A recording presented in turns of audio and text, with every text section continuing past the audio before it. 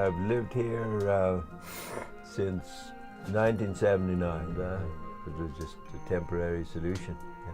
When I come here, it was a base camp to go on the mountain. It feels very permanent in the sense that it feels like home.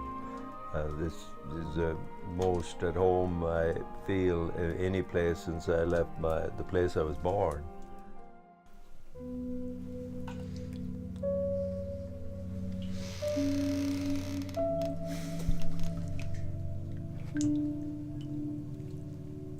When I was a child, when I was herding cows for an old lady in my neighborhood, and for me it was lonely because I was away from my brothers and sisters.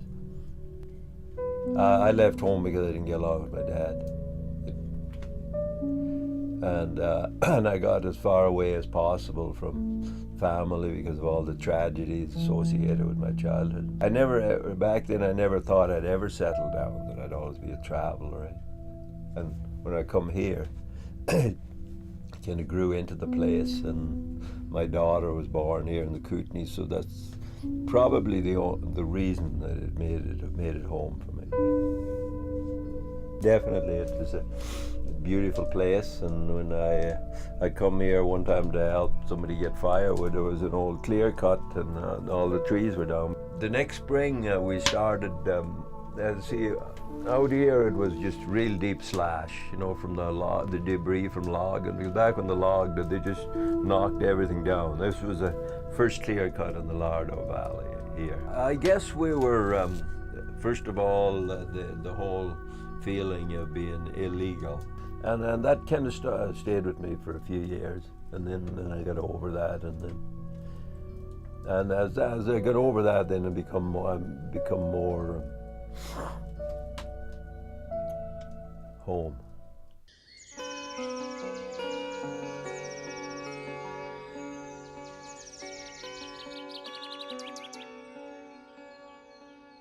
My father, he was a horseman. I helped him when I was like 10 years old or so. Learned to drive horses. Like a lot of people, I find that with their first introduction to the horse, they treat it like a machine. I have my own rudimentary style that works for me. And to me, it's more like being on a boat in rough water, that there's always movement going on, and you always have to be in touch with the movement with horses.